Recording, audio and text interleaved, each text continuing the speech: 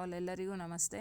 So ಇವತ್ತು ಮಾವಿನಕಾಯಿ ಉಪ್ಪಿನಕಾಯಿ ಹಾಕೊಳ್ಳೋದು ಹೇಗೆ ಅಂತ ನೋಡೋಣ. ಮಾವಿನಕಾಯಿನ ಕಟ್ ಮಾಡಿ ಇಟ್ಕೊಂಡಿದ್ದೀನಿ. ಹಾಗೆಯೇ ಮೆಂತ್ಯ, ಜೀರಿಗೆ, ಸಾಸಿವೆ, ಒಂದೆರಡು ಬಾಡಿಗೆ ಮೆಣಸಿನ್ಕಾಯಿ ಮಿಕ್ಸಿಗೆ ಹಾಕ್ಕೊಂಡು ಪೌಡ್ರ್ ಮಾಡಿಕೊಂಡು ಆ ಪೌಡ್ರನ್ನ ಹಾಕ್ಕೊಂಡಿದ್ದೀನಿ.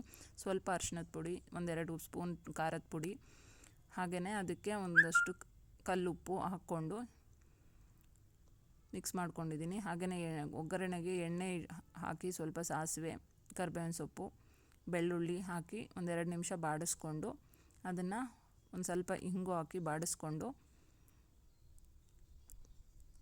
ಅದನ್ನು ಈಗ ಹಾಕೋತಿದ್ದೀನಿ. ಸೊ ಒಂದು ಸ್ಟೀಲ್ ಕಂಟೈನರಲ್ಲೇ ಹಾಕಿ ಚೆನ್ನಾಗಿರುತ್ತೆ ಉಪ್ಪಿನಕಾಯಿ. ಸೊ ಹೋಳುಗಳನ್ನ ಸಣ್ಣ ಸಣ್ಣದಾಗಾದರೂ ಕಟ್ ಮಾಡ್ಕೋಬೋದು, ಇಲ್ಲಾಂದರೆ ಸ್ವಲ್ಪ ದಪ್ಪ ಆದರೂ ಕಟ್ ಮಾಡ್ಕೋಬೋದು.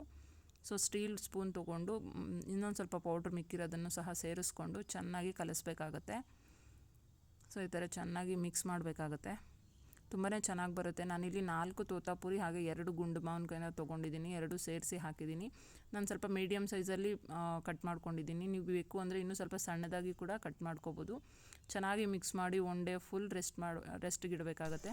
ನೆಕ್ಸ್ಟ್ ಡೇ ಓಪನ್ ಮಾಡಿದ್ರೆ ತುಂಬಾ ಚೆನ್ನಾಗಿರುತ್ತೆ. ಸ್ವಲ್ಪ ಹಣ್ಣಾದಂಗೆ ಆಗಿರುತ್ತೆ. ಉಪ್ಪಿನಕಾಯಿ ತುಂಬ ಟೇಸ್ಟಿಯಾಗಿರುತ್ತೆ. ನೋಡಿಕೊಂಡು ಸಾಕಾಗಲಿಲ್ಲ ಅಂದರೆ ಸಾಲ್ಟ್ ಮಿಕ್ಸ್ ಮಾಡ್ಕೋಬೋದು ಅಥವಾ ಖಾರ ಮಿಕ್ಸ್ ಮಾಡ್ಕೋಬೋದು.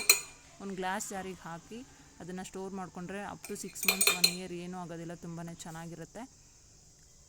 Thanks for watching. ಬಾಯ್.